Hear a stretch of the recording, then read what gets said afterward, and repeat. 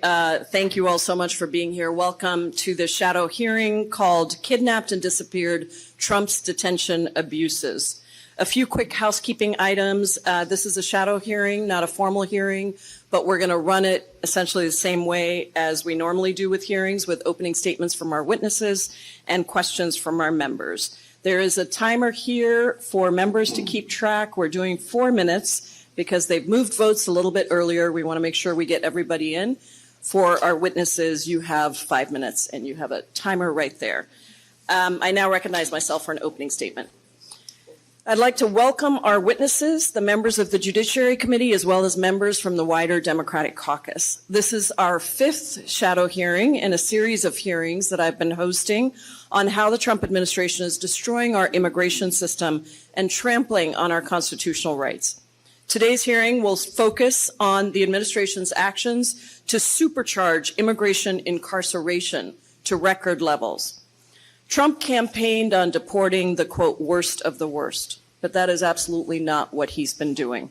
Instead, he has cruelly ripped apart families, detained people of every immigration status, including U.S. citizens, and allowed rogue ICE and Border Patrol agents to terrorize communities across our country. Let me be very clear for those who are watching that immigration is a civil matter, not a criminal one, with immigration law being the most complex in the country after tax law. That means that immigrants are not automatically provided with government attorneys, and the majority go through the system completely unrepresented by attorneys, despite the tremendous complexities of the legal immigration system, unless they are able to afford an attorney themselves or they're able to get a pro bono attorney. ICE's own website still says that detention is civil, not criminal in nature, and that detention is not supposed to be punitive, as this is an administrative proceeding. However, the story of what is happening today is completely different. Today, according to ICE's own statistics, 73% of people held in ICE detention have absolutely no criminal conviction, and the vast majority of the remaining 27% have minor convictions, such as traffic violations. ICE has been arresting people at courthouses when they're trying to follow the legal process. They're profiling immigrants around the country, picking up people for the language they speak or the street corner that they hang out on.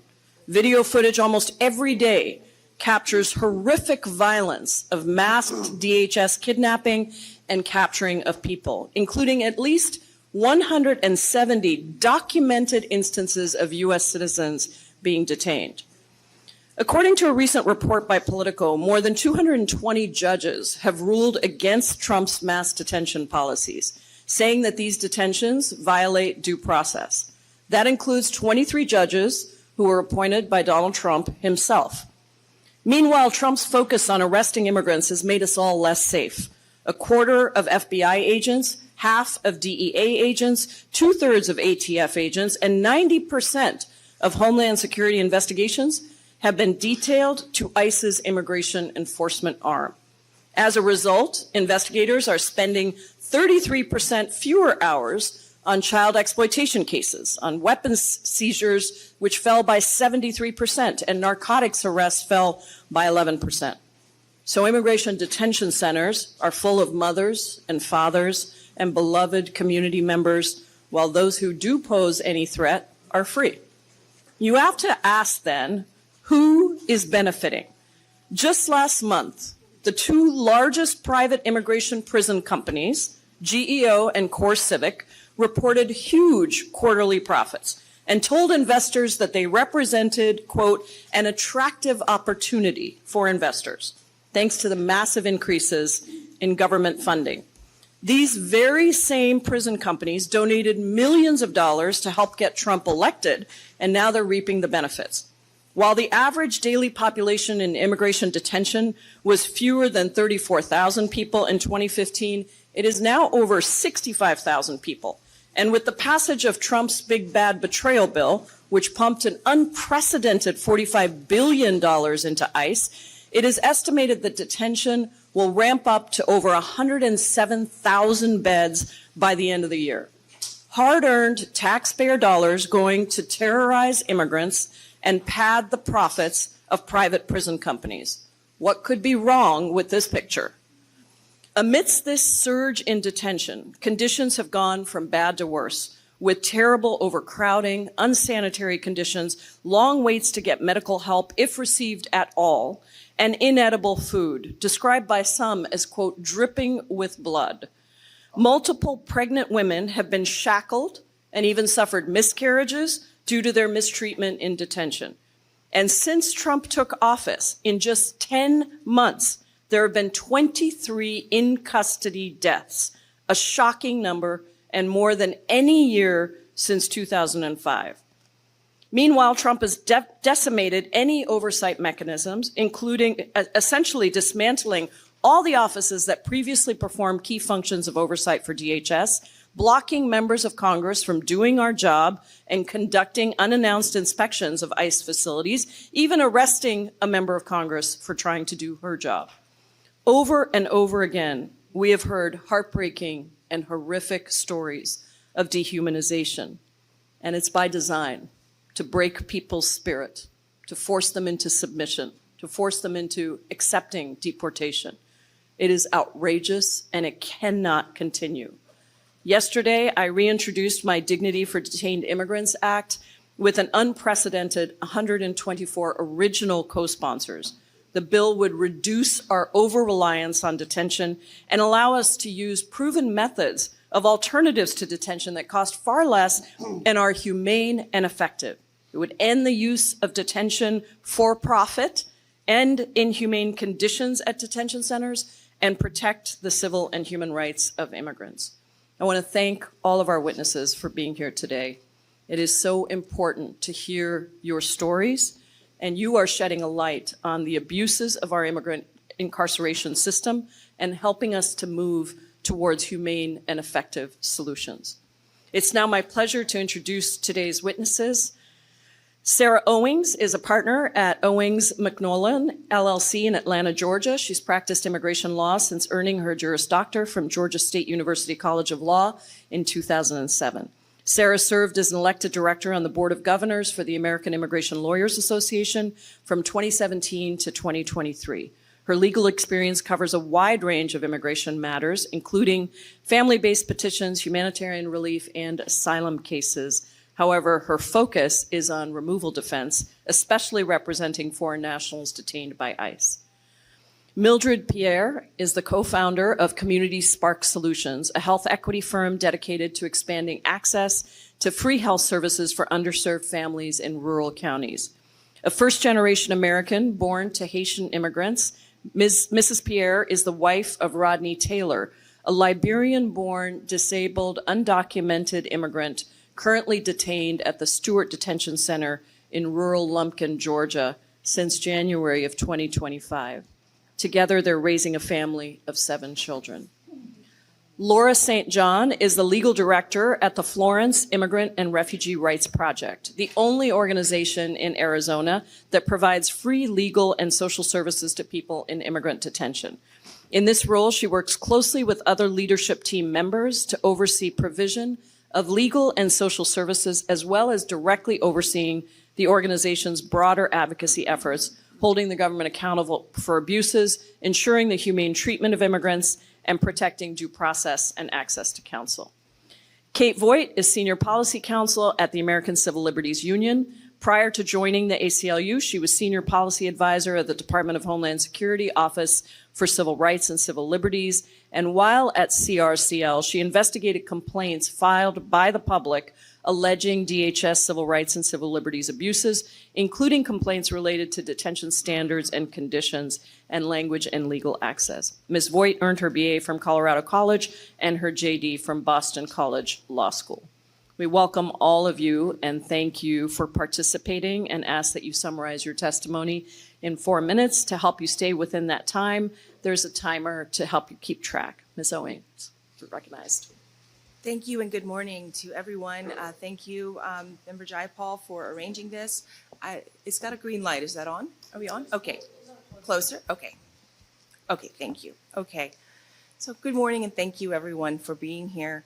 I've been an immigration attorney in Atlanta, Georgia for 18 years, but my practice extends to other facilities. So I've represented people throughout the South in immigration detention centers. And I'm here to tell you that the detain everyone policy that is pushed by the Trump administration has exacerbated a range of already serious problems within the immigration detention system.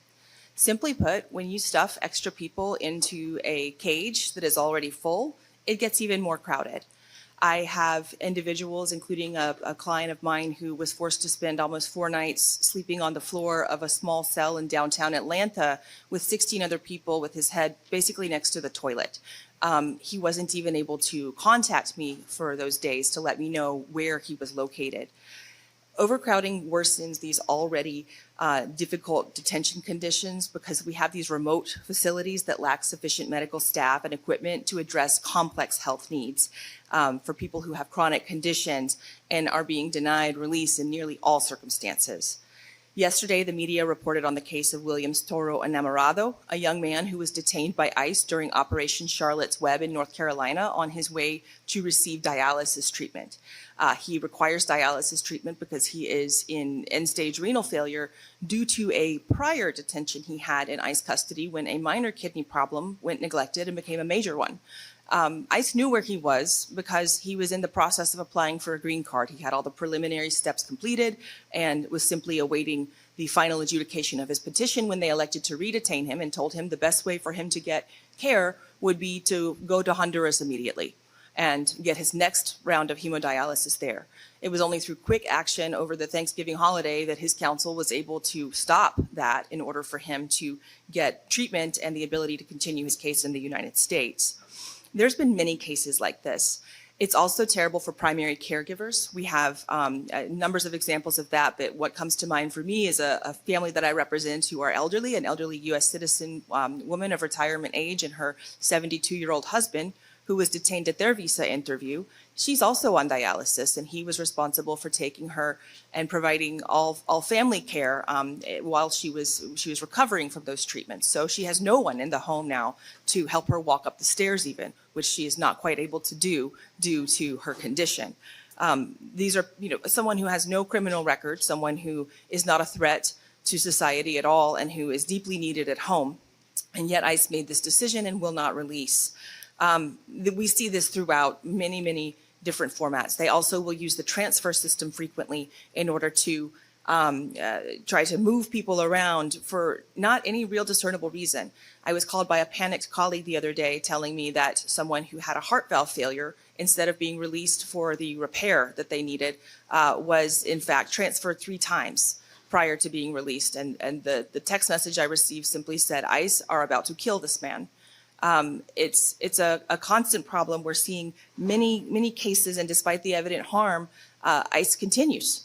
And they continue because it's big business. And we would like to talk more about that, but I will yield back my time. I will also note the timer did not document my time, so I apologize. Oh, it's right there. Okay, oh, perfect, great, thank you. And you were perfectly on time, Ms. Oh, Owings. wonderful, Thank you thank so you. much. Ms. Pierre, thank you so much for being with us. You're recognized.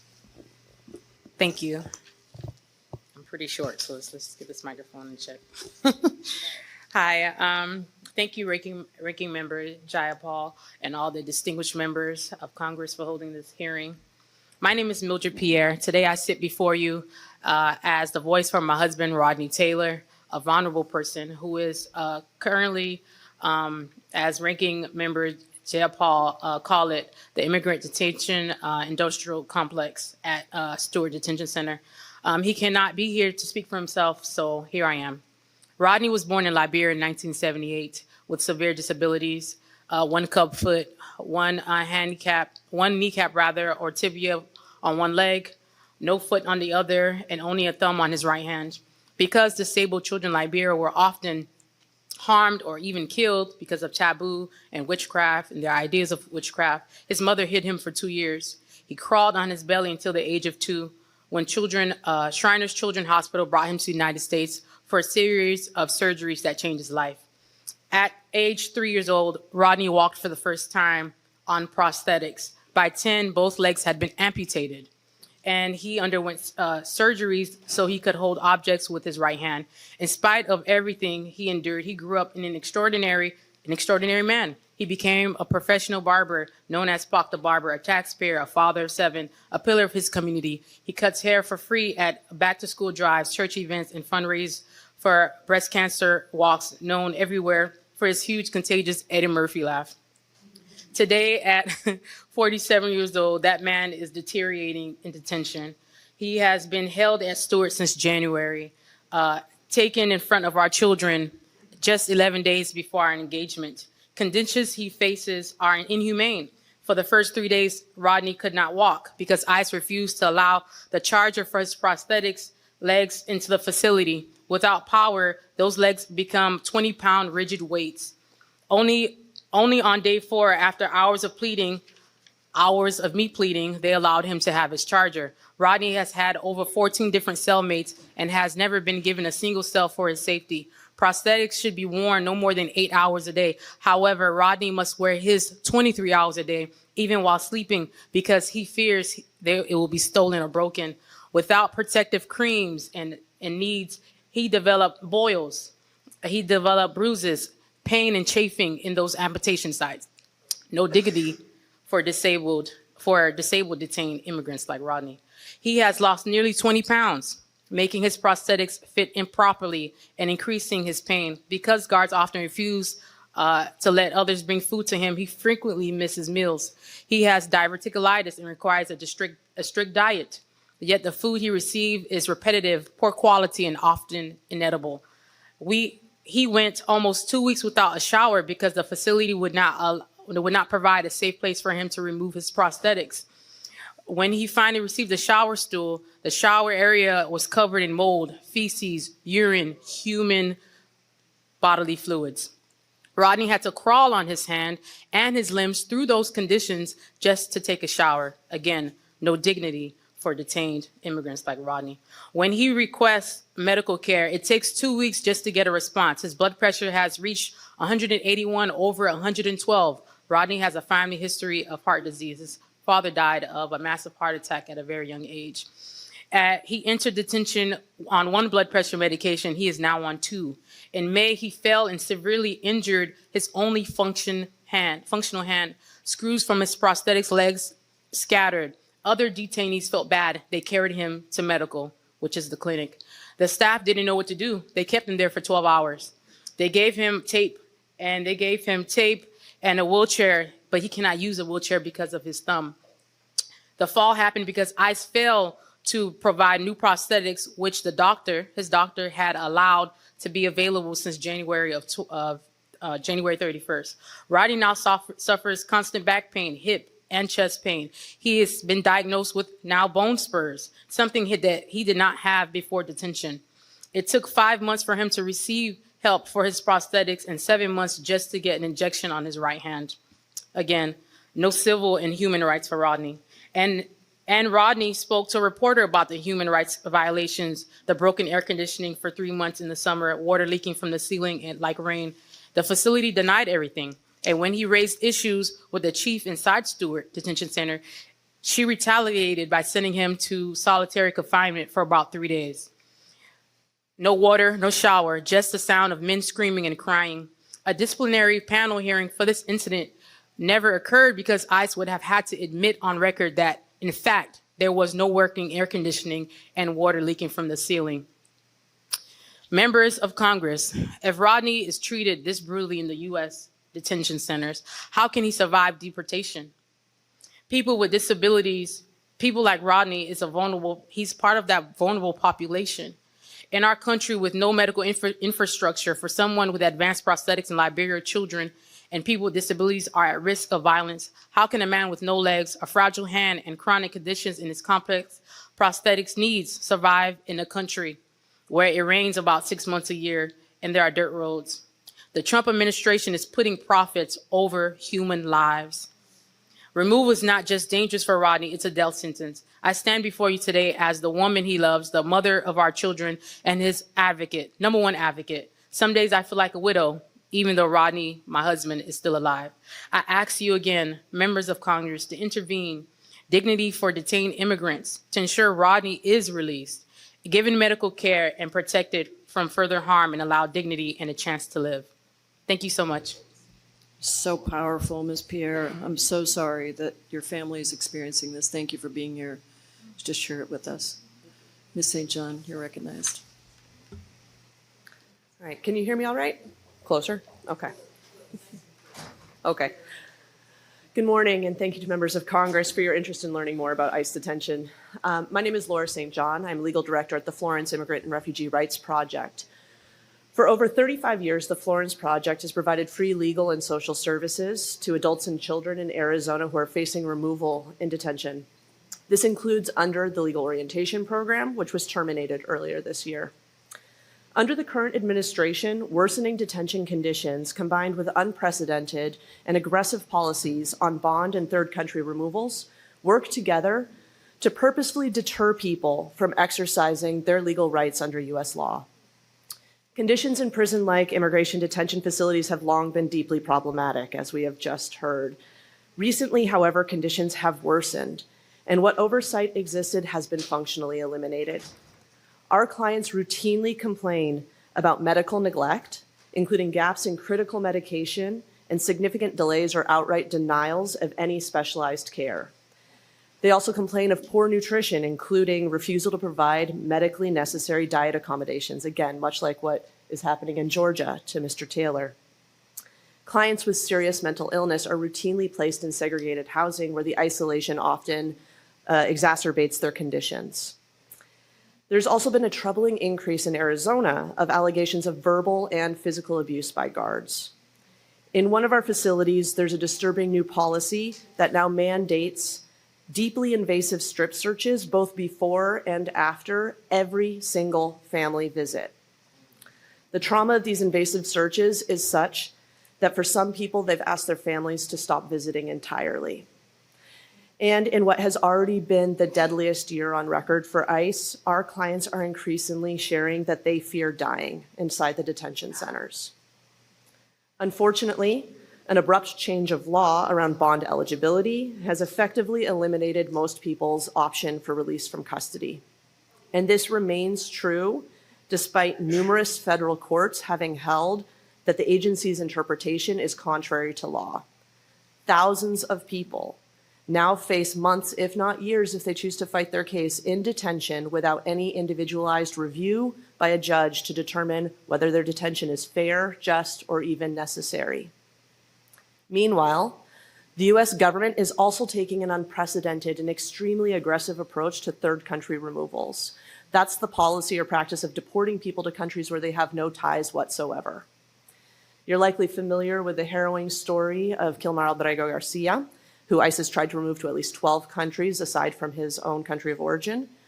What you may not know is that Mr. Albrego Garcia's experience is in many ways becoming commonplace.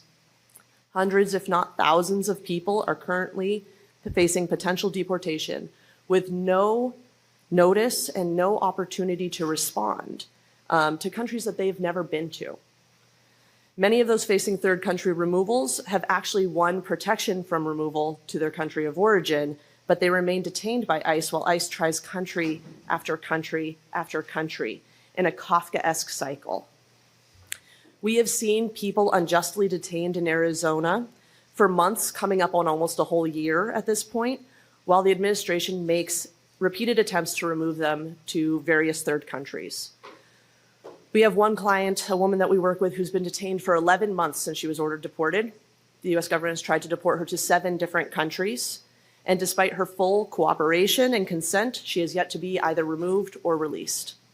We have another client who was granted withholding of removal earlier this summer.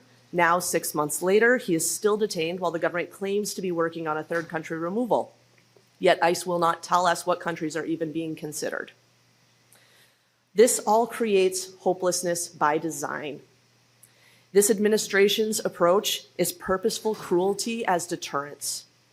If you take anything away from my remarks today, I hope it's that you understand that the ICE detention machine, which costs billions of taxpayer dollars every year, is inflicting very real damage and trauma that not only deeply harms the people who are detained, but has ripple effects for all of American society and our institutions. Thank you. Thank you so much, Ms. St. John. One of our first shadow hearings was on third country removals. Encourage members to go back and look at that hearing if you weren't here. Ms. Voigt, thank you.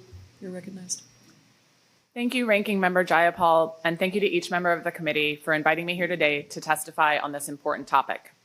My name is Kate Voigt, and I'm an attorney with over 20 years of experience in immigration law and policy.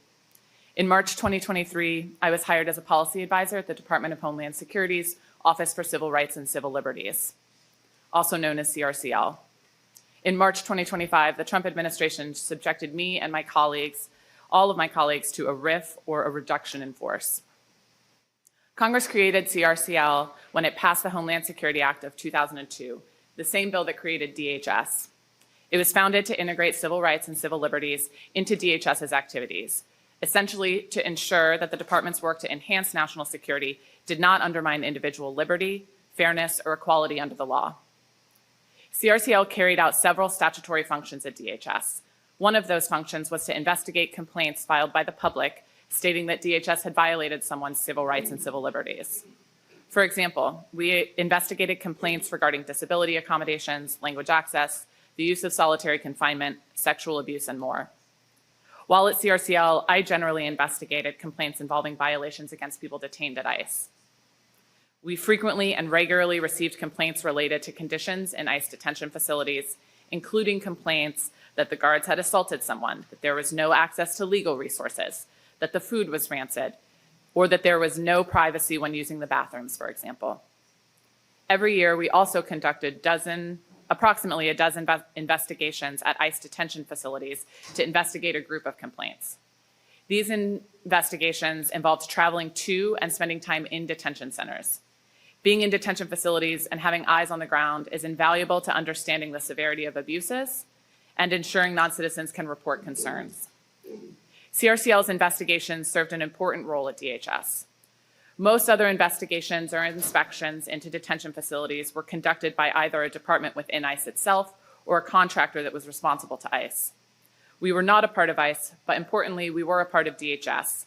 That allowed us to have access to information that was important and required to fully investigate complaints without being biased or compromised. I want to highlight for you today 3 important impacts of CRCL's investigations. First, we were able to stop problems informally before they worsened. For example, while on site at a detention facility, we would sit with non-citizens and interview them about the conditions. Someone might tell us that they had not been able to see a doctor for severe pain, or that they were not being given a religious diet. We would raise problems like these directly to ICE, and often they would take steps to remedy them informally and immediately. Second, we issued recommendations aimed at preventing problems from happening again. We looked at what new policies might be needed, what policies might need to be changed, and importantly, what resources ICE needed to be successful. For example, I worked on a large-scale review of language access in detention while at CRCL. As part of that review, I spoke with ICE field office and headquarters personnel. I reviewed individual complaints alleging language access violations. I interviewed people in detention. The result was a report with dozens of recommendations to improve language access in detention. Unfortunately, to my knowledge, that report was never issued following our RIF. Third, based on our investigations, we worked with ICE to update policies, procedures, and trainings to address previously identified gaps.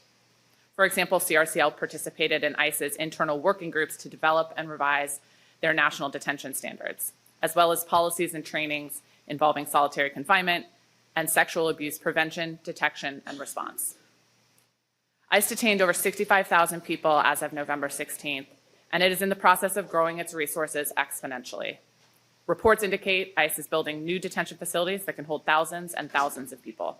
It has commandeered military planes, land, and personnel to increase the number of people in detention. Without CRCL and other oversight agencies that were also eliminated in March, there is no effective internal oversight mechanism while immigration detention is exploding in scale.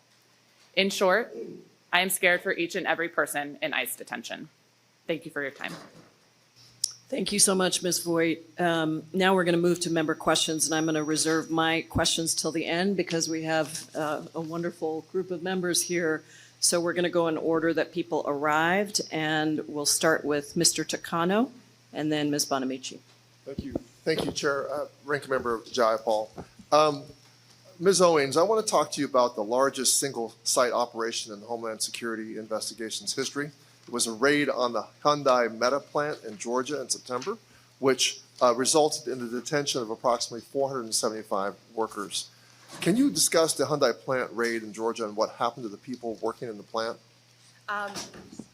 Yes, thank you, Congressman. I can. I represented 54 of those individuals for their detention process. After they were detained, I was contacted regarding their individual needs. So I do have some knowledge of the situation and can speak to it. And can you describe this plant? It's not yet open, but tell me about the plant, the physical dimensions. It's massive. The only thing I can compare it to is probably the U.S. Mall outside. It's about the size of the U.S. Mall. It's a massive facility that's opening up. It's going to bring a lot of jobs to Georgia. I understand 8,100 jobs is the promise from the employers. So the intention is 8,100 jobs for Americans that live in Georgia.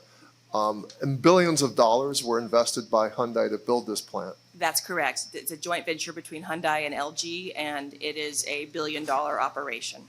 And so tell me more about these workers that came from South Korea. And I understand also there was a Japanese national among these workers as well. Yes, there were a few other nationalities that I dealt with, including, I believe, Indonesia.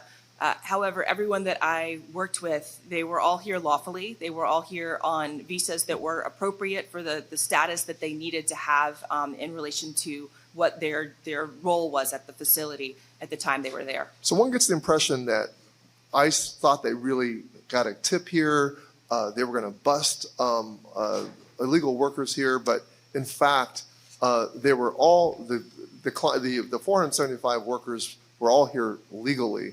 Why were they here? Why were they sent here? The individuals that I worked with were here because they're highly specialized engineers, people who are skilled at programming the equipment that would be later used by people who don't know how to do this work. It's not skills that we have in manufacturing here domestically, so we have to have people come and set that up and create the patterns that will then be used by domestic workers. So they were there to stand up the plant as quickly as possible so Correct. the plant could get operational so that American workers could work there. That's exactly right. It was not, they were not building the facility with like hammers and blowtorches. They were there to program the brains of the operation and make sure quality assurance was ready to go when the plant opened. So let me get this straight. Billions of dollars were invested by a foreign company to build a plant in America so that 8,000 American workers would have jobs. About 475 workers were sent here from with highly skilled capacities to stand up this plant as quickly as possible so we could get these people working. Did these workers return after they were sent out? So I understand the last I heard about 30 individuals have returned because they simply cannot complete the opening of this facility without the specialized knowledge that these individuals have. So some of them have returned. I understand there is also a lot of fear from South Korean nationals about the idea of coming to work in a place where they may be arrested simply for doing their job and following the law. So these policies have hurt our ability. These immigration policies the immigration enforcement policies have hurt our ability to attract this sort of investment in our country to produce American jobs. Trump's immigration enforcement is harming Americans. It's harming Americans, legal immigration, and American businesses. President Trump's immigration crackdown makes no distinction for those who are illegally. The South Koreans spent billions of dollars to invest in the United States, and roughly 8,000 American jobs stood to be made and still stand to be made. We need this expertise in countries like South Korea to bring workers to help train American workers for the skill transfer to help our economy. This is difficult to accomplish when people around the world are scared to come here. Thank you for your testimony and thank you for your work, Ms. Owens. And I yield back. Thank you. Thank you so much, Mr. Takano. Ms. Bonamici. Thank you, Congresswoman Jayapal, for holding this hearing, and thank you so much to the witnesses. All of you brought really important, poignant testimony, and Ms. Pierre, we are thinking about you and Rodney and want to do everything we can.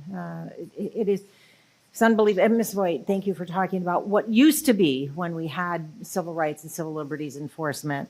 But we know right now that under the Trump administration, ICE has become an inhumane, lawless agency. In my home state of Oregon and across the country, we're seeing this extreme overreach, the brutal and aggressive tactics as ICE is hunting, arresting, and then detaining people, some of them U.S. citizens, most of them with no criminal record. Thank you, Representative Jayapal, for pointing out civil versus criminal violations. And many are parents of young children. As you mentioned, Ms. Pierre, your children are now without their father.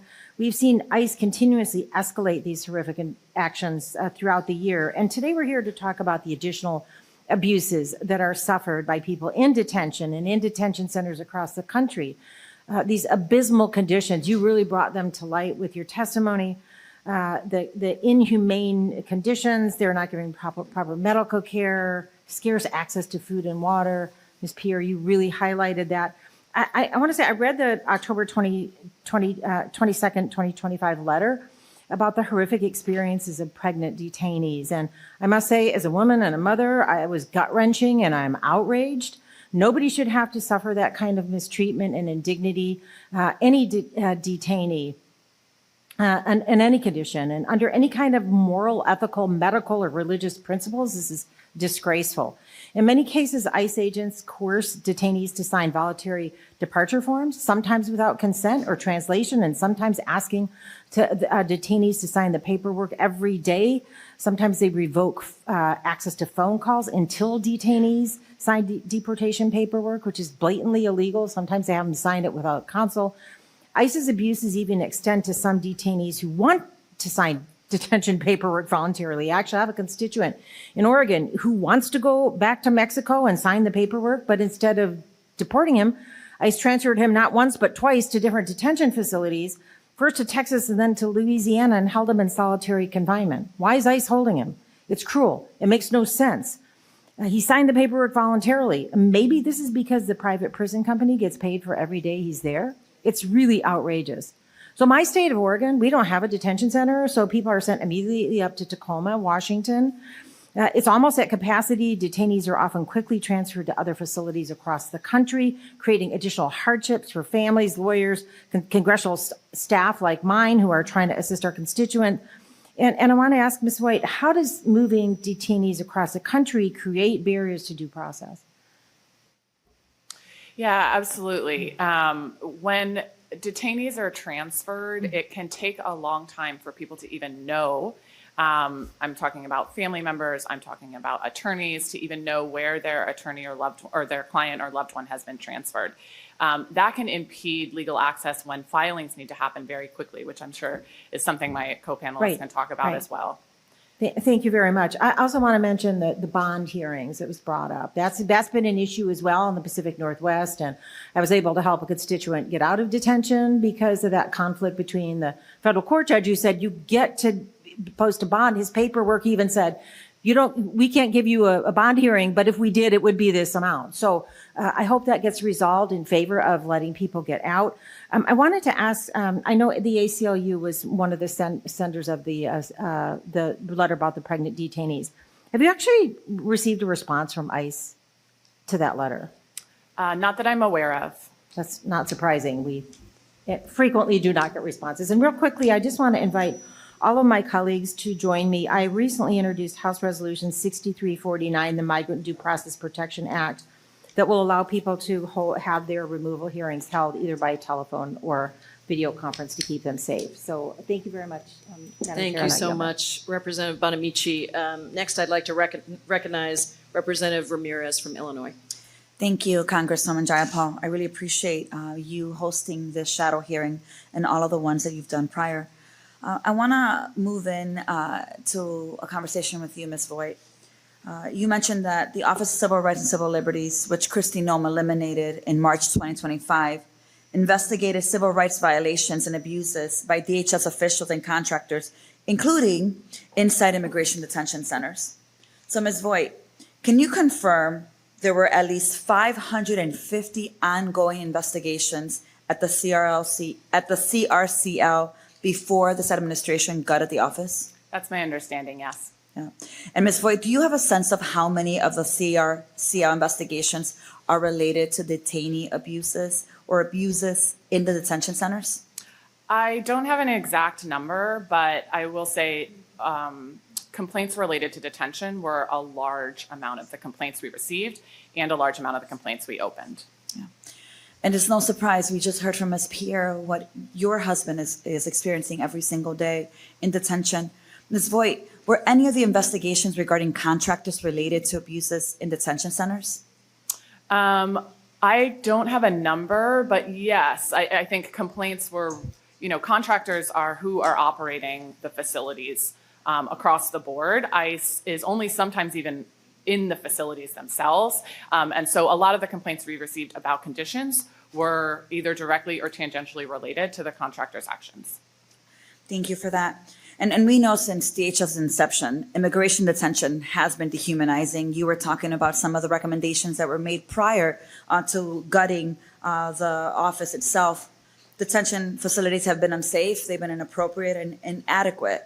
Even with Congress's attempt to provide oversight through the establishment of the now dismantled Office of Civil Rights and Civil Liberties within DHS, these abuses have not just persisted, we know they have now absolutely taken over detention. It's unsafe and inappropriate civil detention system managed by ICE. But as you were just mentioning, in many cases, they're not even in the room, in the building themselves, because they're subcontracting to all of their buddies that they have now contracted to because they gave campaign contributions to our own president. I find it unacceptable to see the levels of death in those institutions, the inadequate inspections and oversight of detention facilities. We can't even get into these detention facilities, and the discrimination based on sex, sexual orientation, and gender identity in the placement of detainees in immigration detention facilities. Look, I want to say this, and I said this yesterday in committee. As a member of Committee on Homeland Security, I'm clear that DHS has to be held accountable for the unconscionable failures we are seeing every single day. They've never demonstrated a commitment to our rights, to due process, to the rule of law, or human dignity. Frankly, for Trump, for Noam, and all of the authoritarians and criminals in this administration, detention seems to be just another means to extract every single bit of profit they can from us and for themselves and their billionaire bosses or campaign donors. We know that more than 62% of immigration detention centers are managed by private prison companies like CoreCivic and GEO Group that donated millions and millions of dollars to Donald Trump's campaign. They knew that mandatory detention paired with Trump's mass deportation campaign would be really good for business, and it has been extremely good for their business. So as I'm wrapping up, I just want to say, as long as they profit, they don't care if we're sick, we're starving, we're dying in detention, and we have to continue to do these shadow hearings every single day and demand the oversight that we have to do. Thank you. With that, I yield back. Thank you so much, Representative Ramirez. Representative Garcia from Illinois, you're recognized. Good morning, and thank you to all the witnesses and, of course, the ranking member for leading this hearing on the detention conditions, the inhumane and violation of due process that detainees are enduring across the country. As you know, immigration detention facilities is the infliction of mass institutionalized suffering against hardworking people, most of whom, as has been pointed out, have no criminal records. Broadview is a detention center in the Chicagoland area. It's not supposed to hold people for longer than a few hours, but of course, during Operation Midway Blitz, DHS turned it into a dumping ground for the people they kidnapped off the streets.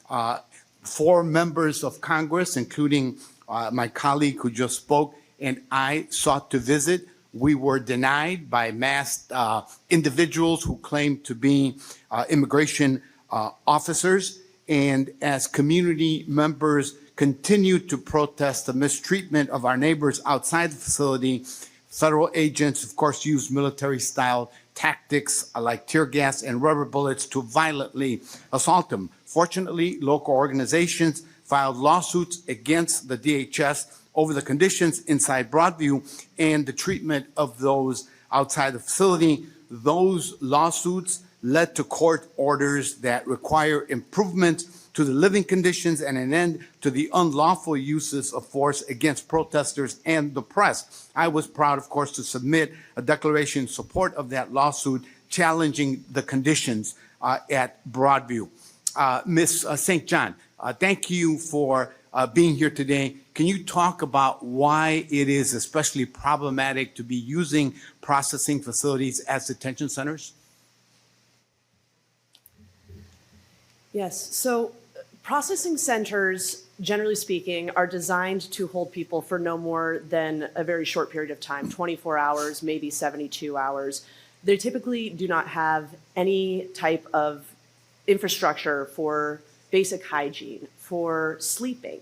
The lights don't go off. I think many people have heard horror stories for years about the hieleras, the ice boxes that Border Patrol operates along the border, and how those are facilities that are not meant for long-term holding of people. The same problem exists for processing centers. Additionally, there's also the level of issue where a processing center, because it's not designed for long-term housing, is also a location where attorneys have limited to no access to individuals who are there. And the longer people stay there, the longer they're subjected to really coercive tactics to, for instance, forcibly accept a voluntary departure. And this is something that we have seen in Arizona.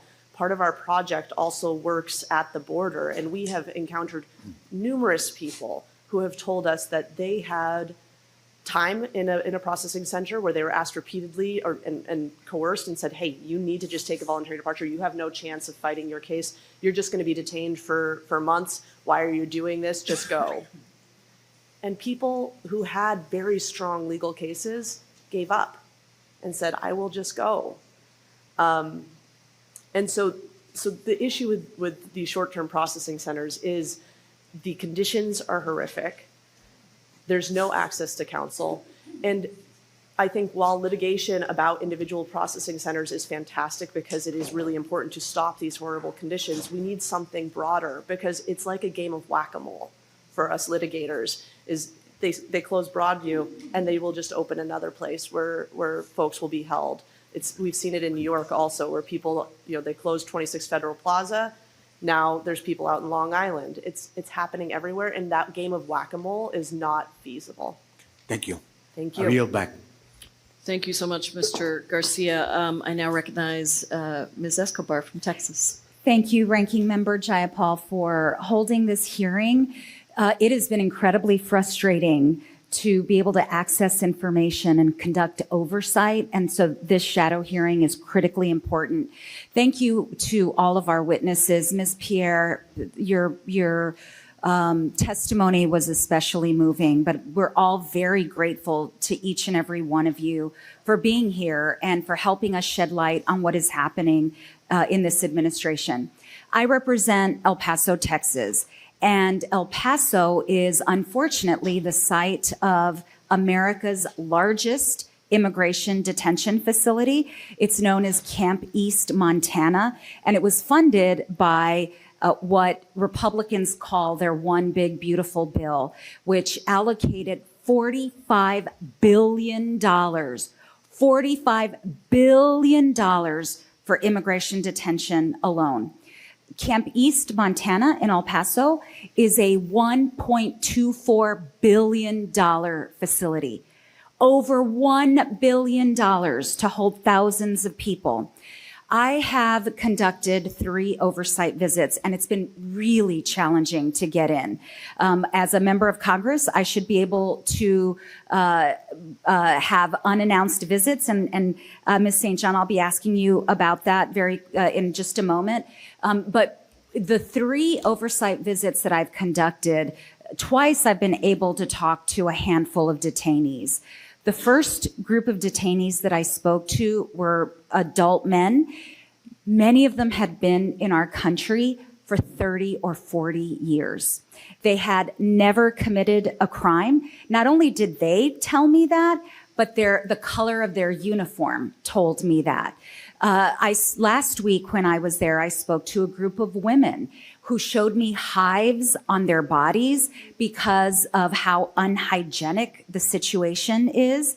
During each one of my oversight visits, I hear about rotten food. I hear about the inability to access not just legal services, but to get to their court hearings. I have heard about the fact that while we are paying a contractor to clean daily, because this is a privately run facility, the facility is only getting paid once a week.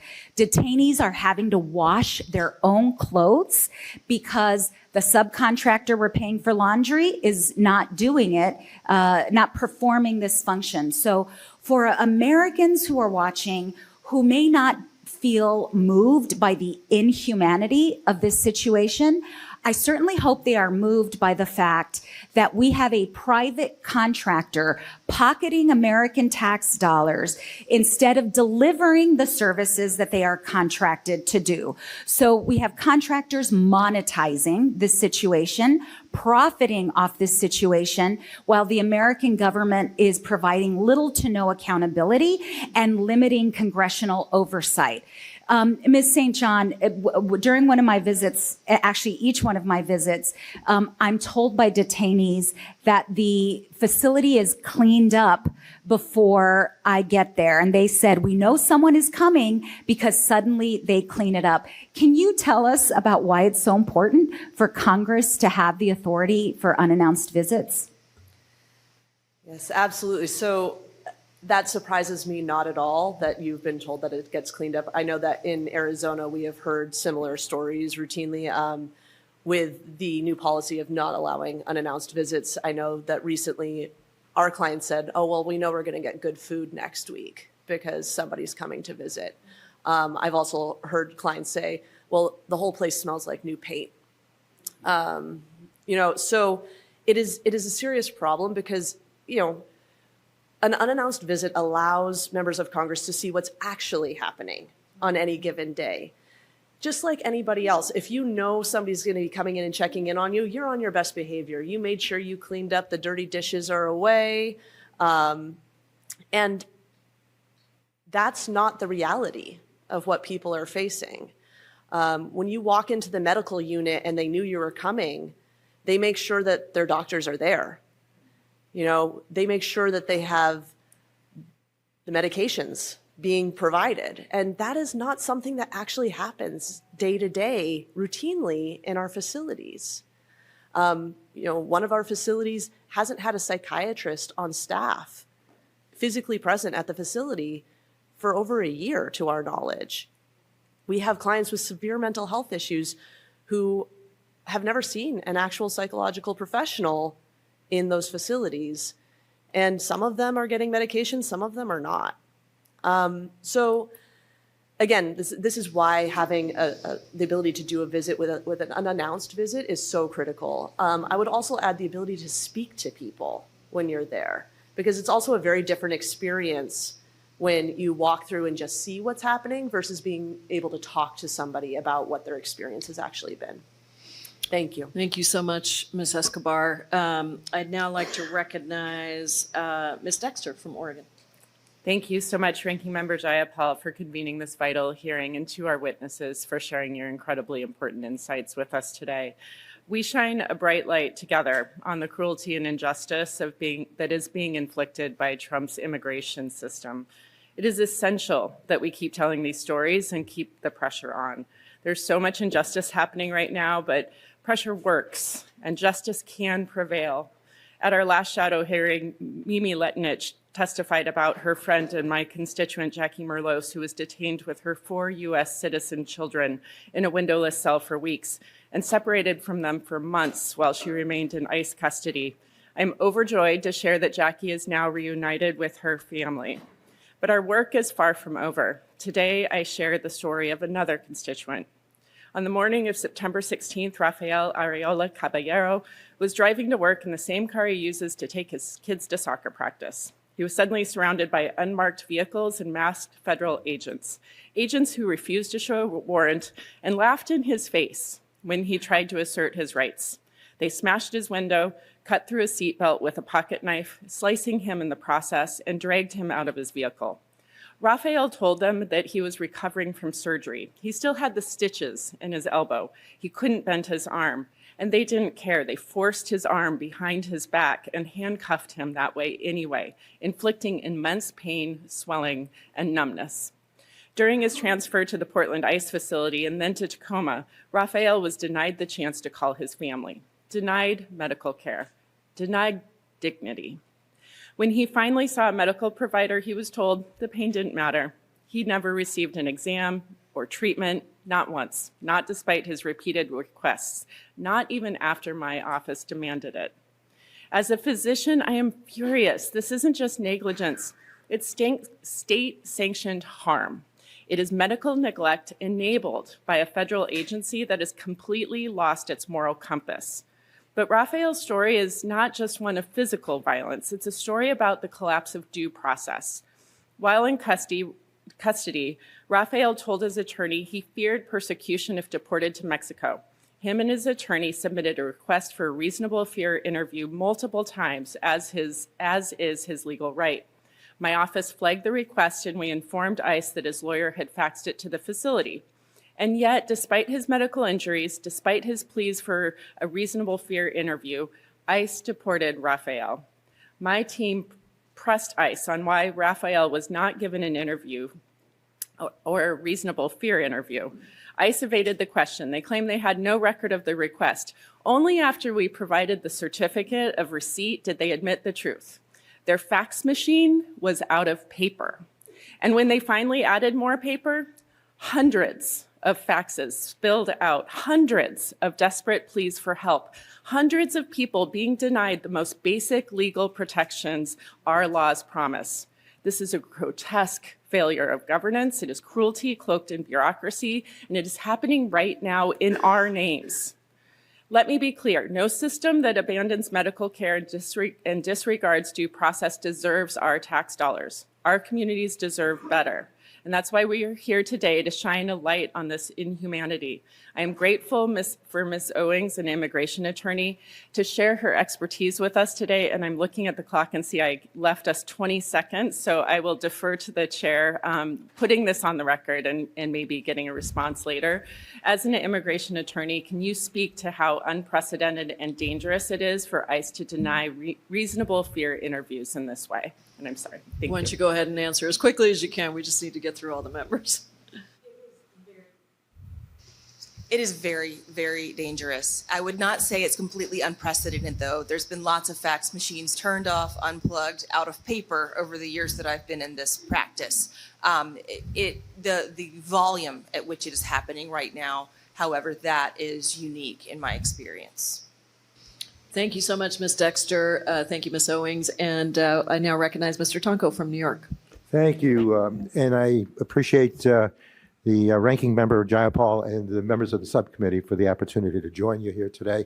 And thank you to the powerful testimony that's been offered by our witnesses. Over the past year, increased activity by ICE across the country, including in my own district in upstate New York in the Capital Region, has created a culture of fear amongst our communities. In fact, last night's news informed the general public that the latest apprehension was of 10 Afghans in the region, 2 of whom were men outside a local mosque just after morning prayer.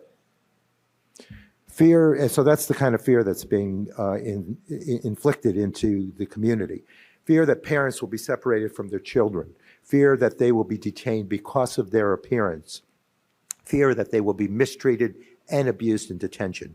In my district, a mother and her 2-year-old daughter were separated in 2 different countries due to the cruel policies of this administration.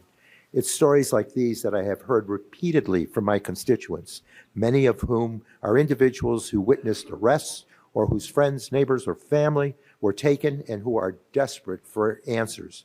In August, I was illegally denied entry at the Buffalo Federal Detention Facility in Batavia, New York, where several of my constituents are being held. With this unannounced visit, I was attempting to get some clarity on the status of detainees from my district, to speak with ICE and facility leadership, and to conduct general oversight of that facility.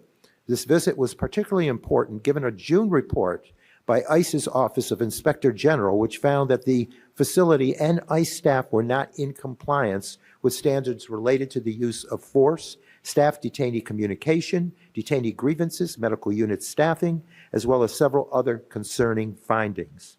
I was blocked at the door despite naming and detailing the law that grants me and all members of Congress access to these facilities.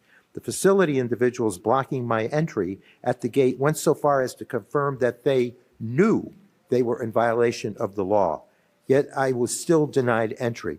So, Ms. St. John, I listened with interest to your exchange with Representative Escobar, and obviously, that cleaning up at the detention centers is something that we were suspecting was going on. Tell me, with the legislation, the law that informs us that we can make unannounced visits, do you believe the intent of that legislation was to provide that concept so that we could truly get an accurate assessment of the facility?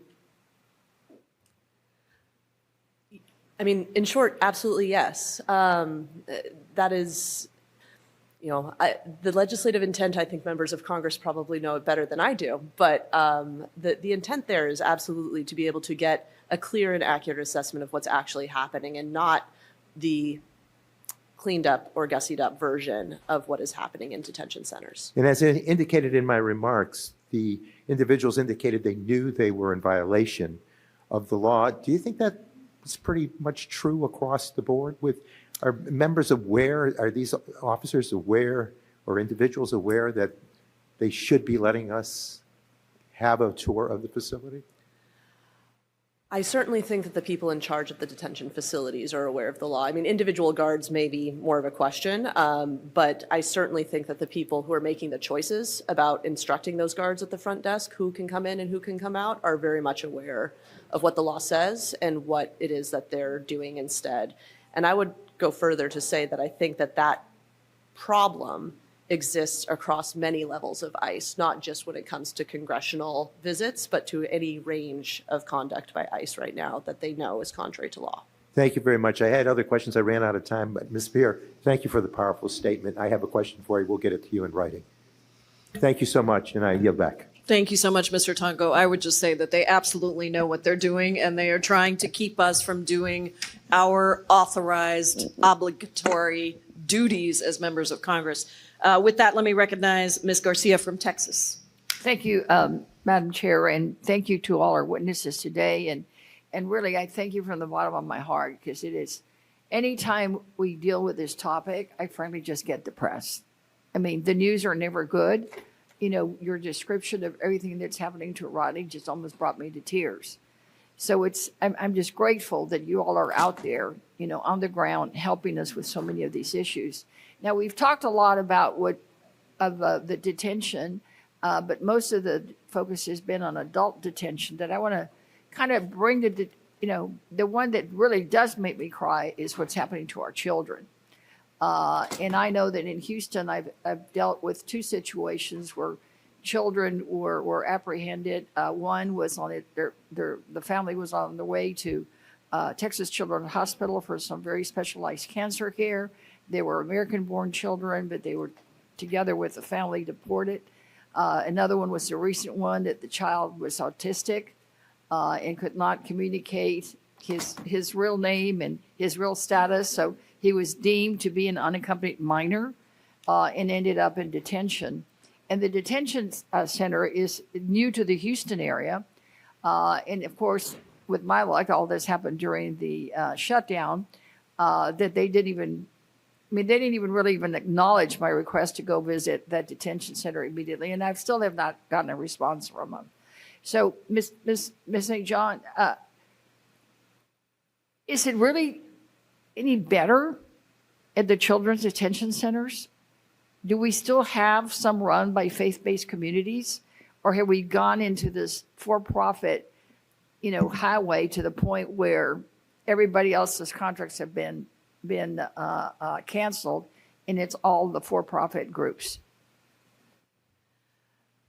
So in Arizona, we work also with children who are detained in the Office of Refugee Resettlement custody. And I would say that the shelters is what they're called. They're called shelters instead of detention So I centers. call them baby jails.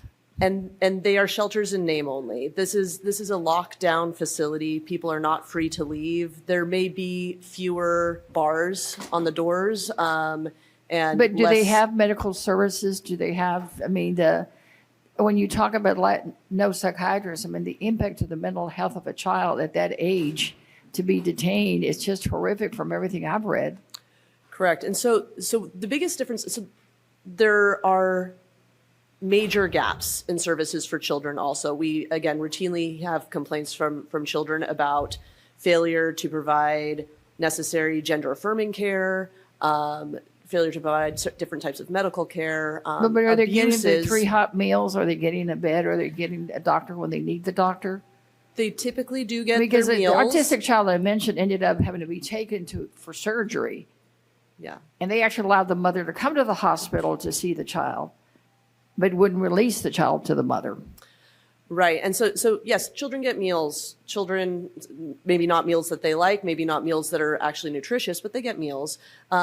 Kids can see the doctor, but sometimes they can't. And so this is the difficulty is that the care there is maybe slightly better than what we see in detention centers, but it's still completely inappropriate for How children. many children are in custody in baby jails today?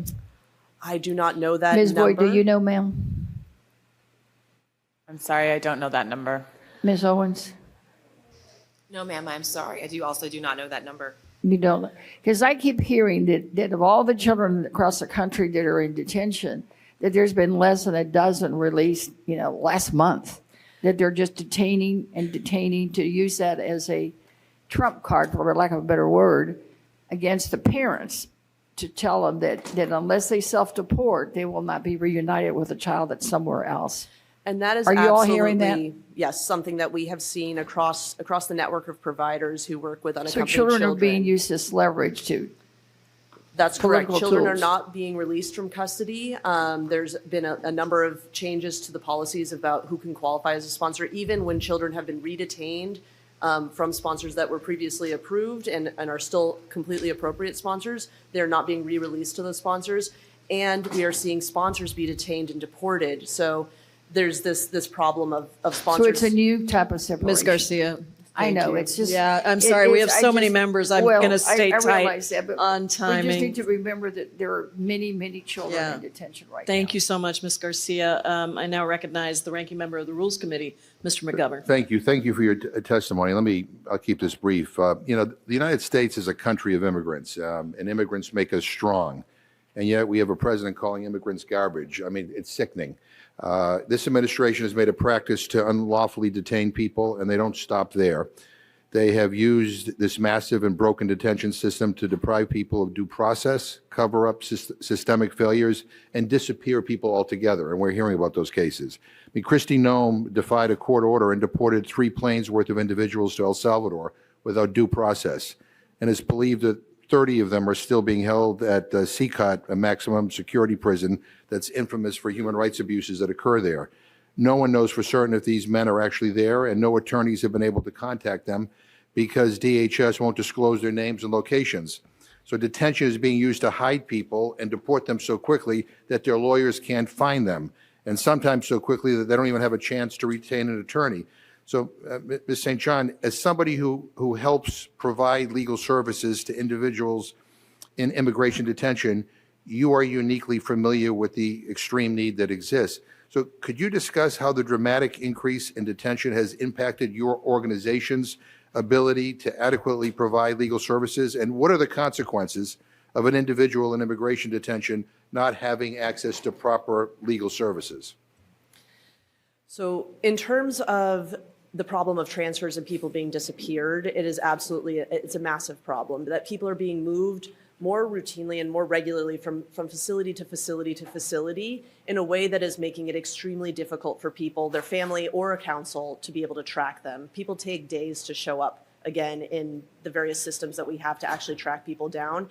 And one of the things that people might not know is that Actually, it takes days even for people inside detention to get access to the systems to be able to make outgoing phone calls if they don't already have money on their books. And so there's really no way for somebody also who's detained to be able to say, hey, this is where I am, and reach out to people proactively. The expansion of detention that has happened has been extremely problematic in terms of access to counsel and to due process, because most of the facilities that have opened in remote areas where there are very few legal services.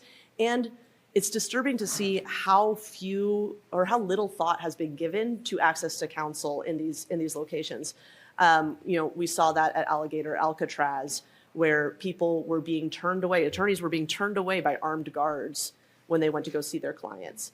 And we see it in facilities that I work in every day that aren't new facilities, but we can't get a phone call with our client. I work with people who also are attorneys in the criminal defense system who come as pro bonos to immigration, and they are shocked by how difficult it is to reach your client in immigration custody. They say, I would never have this problem as in a criminal setting, which is very telling, because punitive detention conditions are actually unconstitutional. And here we have civil detention being actually much more punitive than criminal detention. Yeah. And I'm sorry, I forgot the last part of your question. I think you've answered most of my question. Okay. I would just say we're supposed to be a nation of laws. And people are entitled to due process. And I heard Ms. Pierre's testimony about her husband, which is really troubling. But I think it's important to make clear what this administration is doing is not enforcing laws.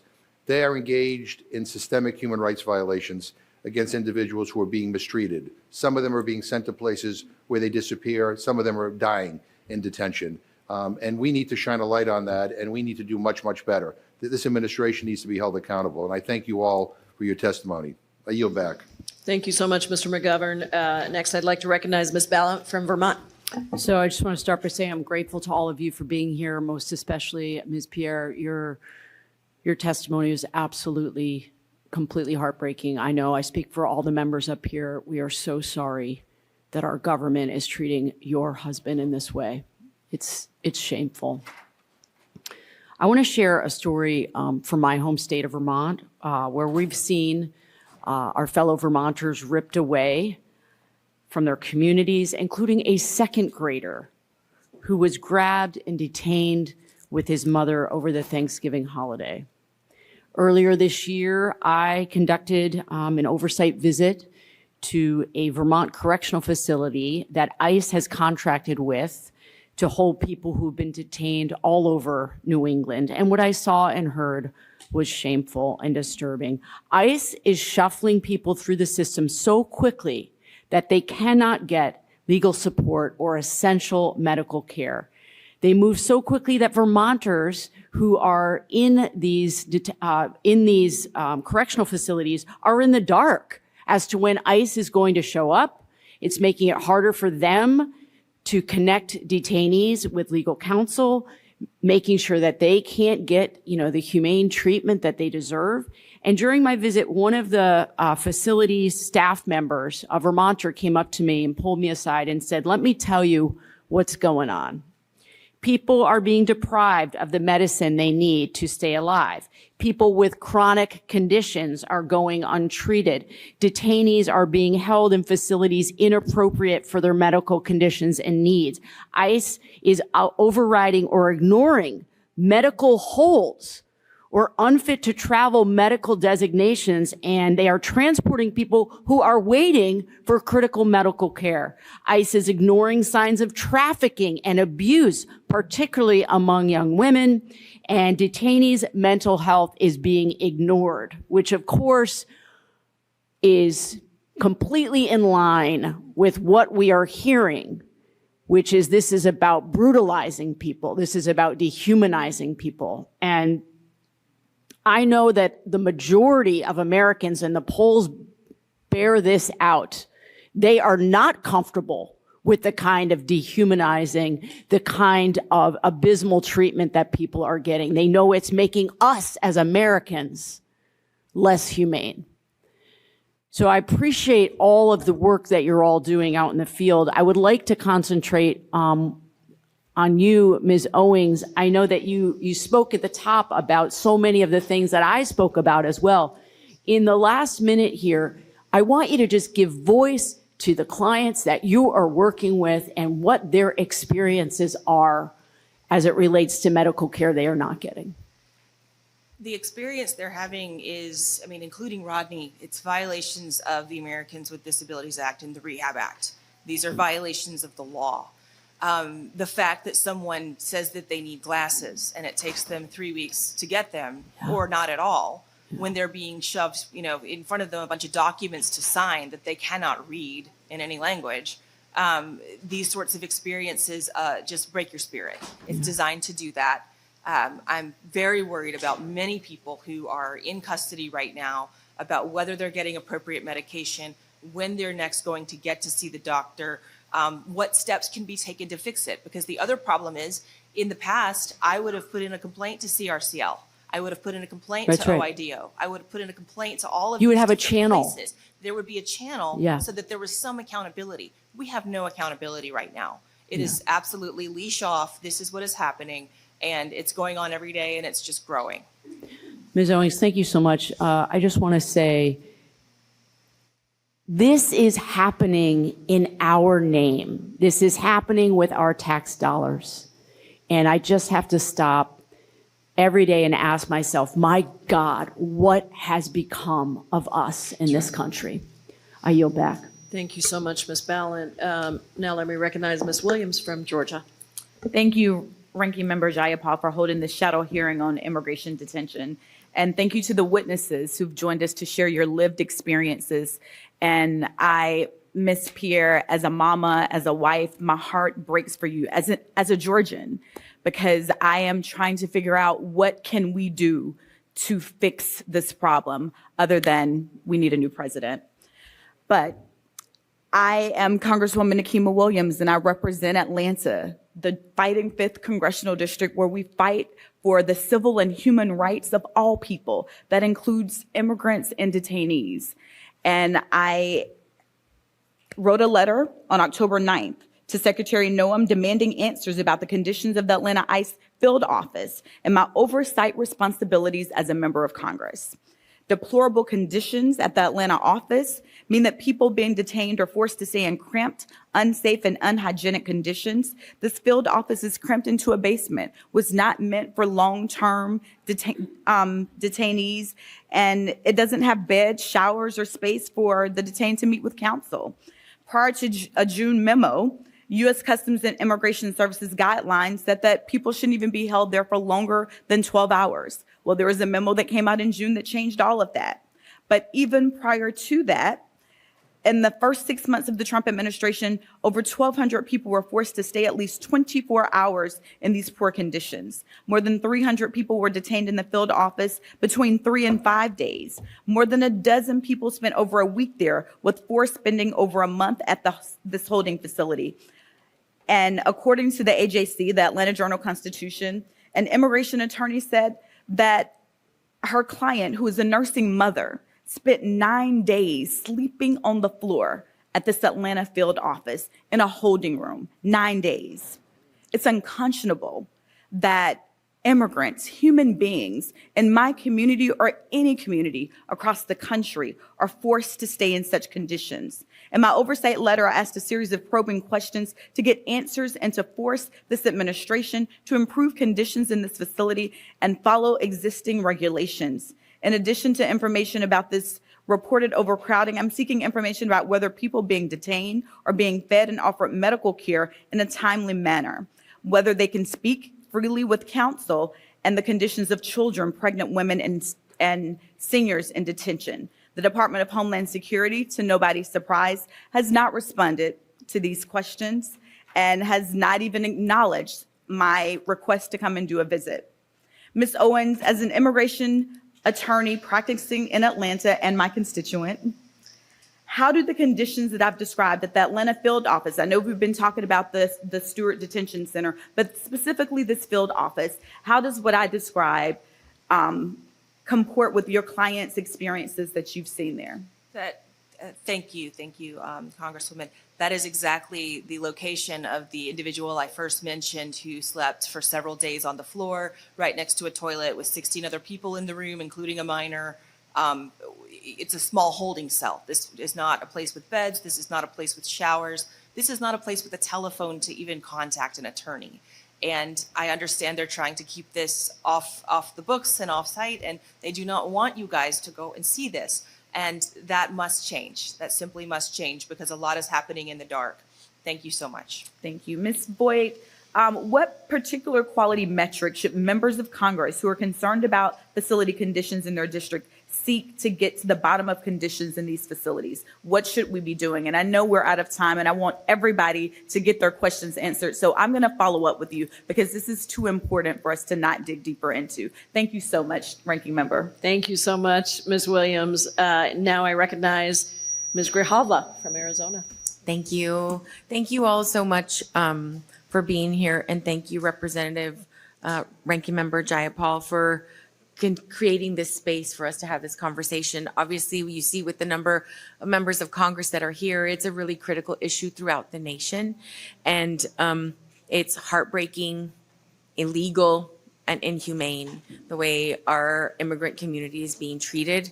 We have to remember that immigrants come to this country because there is a demand for people to be here, and the economy that the U.S. is built on literally is on the backs of immigrants. And many of us are first generation, second generation immigrants to this country, and many of the representatives that are here right now reflect this community that is screaming for us to be able to do something to rein in this administration. I represent Southern Arizona, Arizona CD7, with the 3 ports of entry with Mexico, a lot of very rural communities at the Honotam Nation. So we have a lot of diverse needs, and the impact of ICE in our communities is being felt in ways that we never had before. And I remember very clearly the Florence Project, because as a Pima County supervisor, we supported the Florence Project and the incredible work that you do. And so this question, because I have limited time, but this question is going to be directed to May St. John. Your organization is the primary provider for free legal services and social services for thousands of people held in immigration detention in Arizona. We have recently seen troubling reports. We've been hearing them.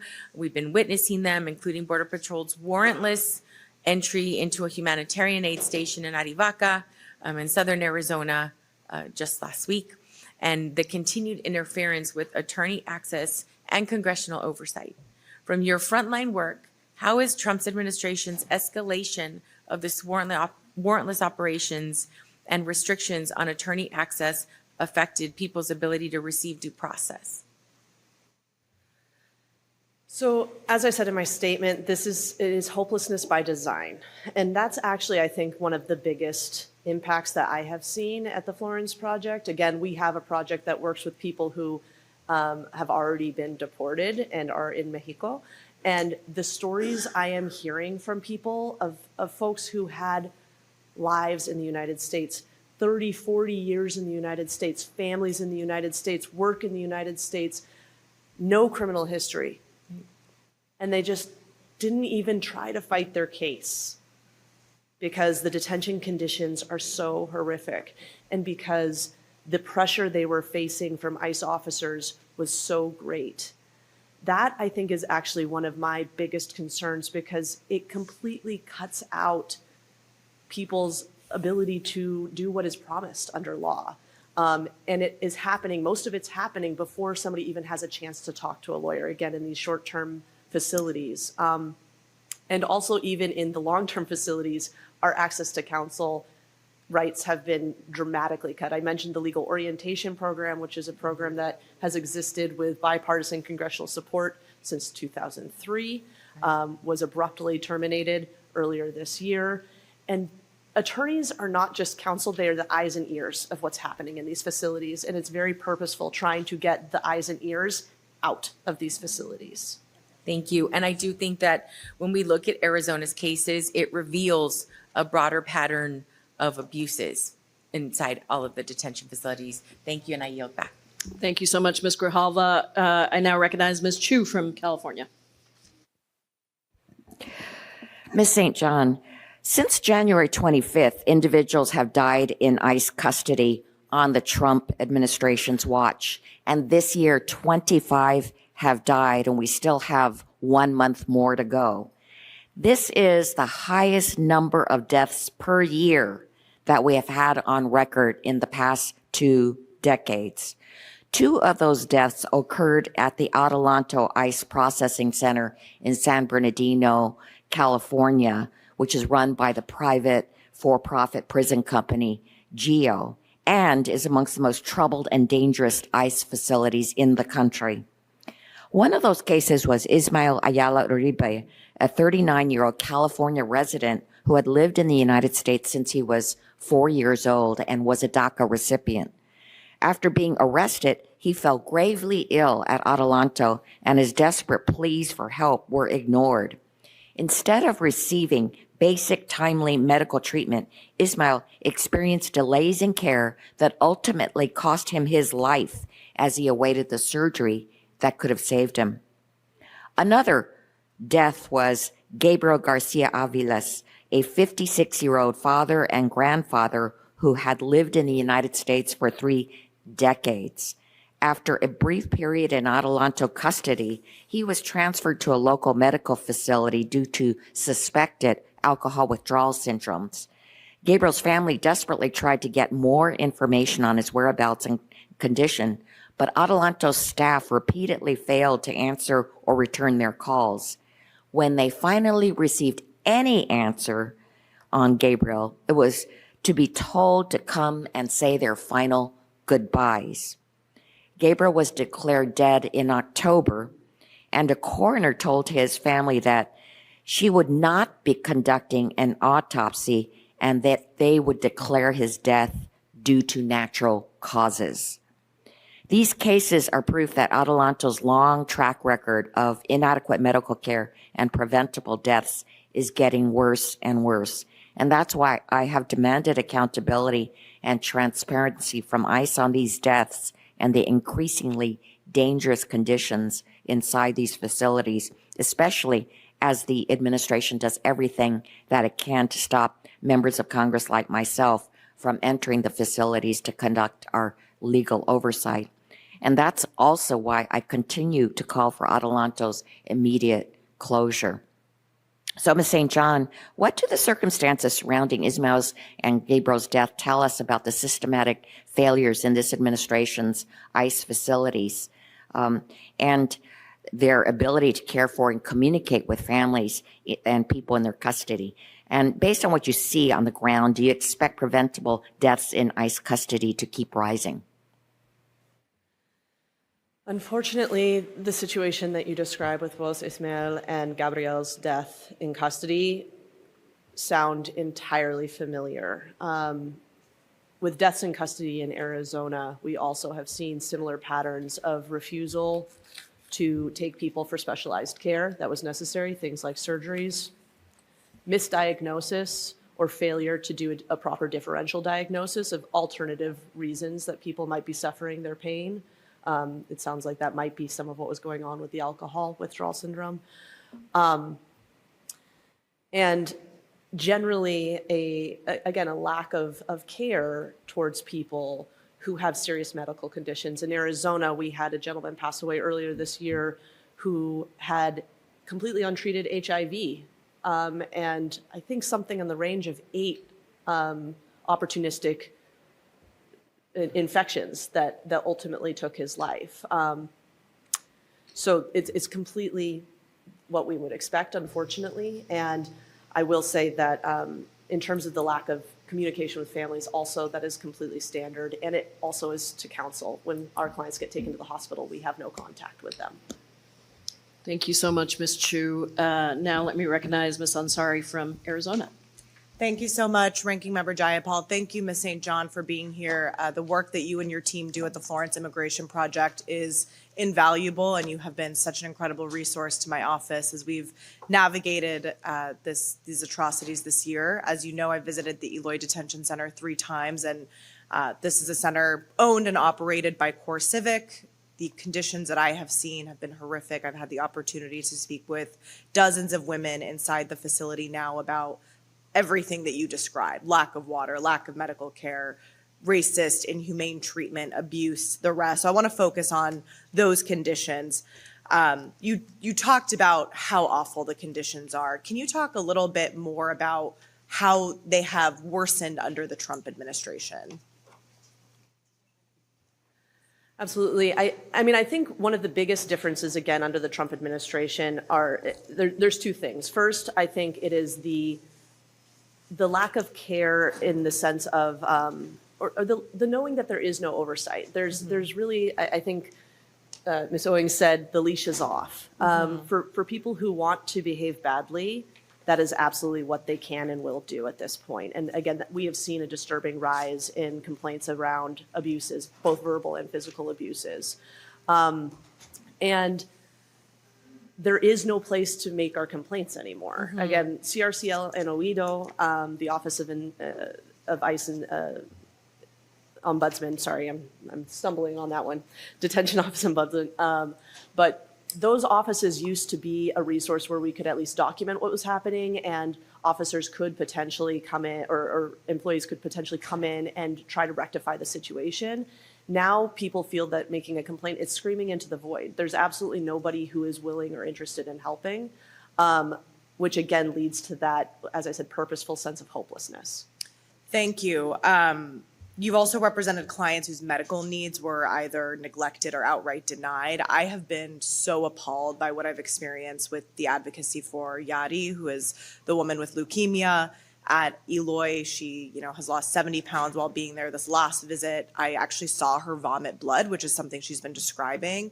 And the most infuriating part was the experience I had with the staff. Her, the staff member saying, oh, she needs to fill out this form in order to get her medical records after months of waiting to get an oncology appointment, which literally would not have happened had we not advocated publicly for it for many months.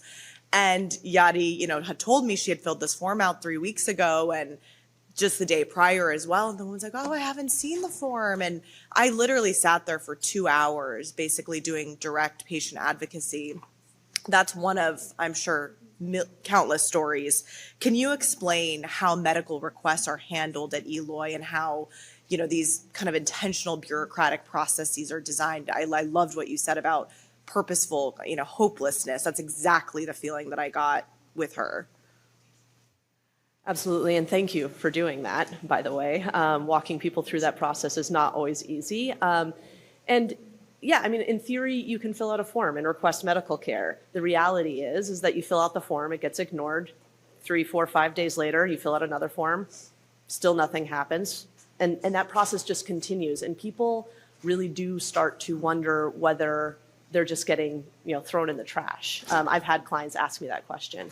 An additional thing that we have seen recently is, I'd never seen this before. I've been practicing in the Eloy and Florence detention facilities for almost 15 years. And we had a gentleman who has deteriorating cirrhosis of the liver, who was informed that his specialist care visits had been denied. And he had a note in his medical records saying, ER treatment only. Ms. St. John, I'm so sorry. Votes have been called. We're going to try to get through as many members as possible. Members, if you're willing to shorten your 4 minutes to 3 minutes, that would be great. And we're going to go to Ms. Weld from Oregon next. Thank you.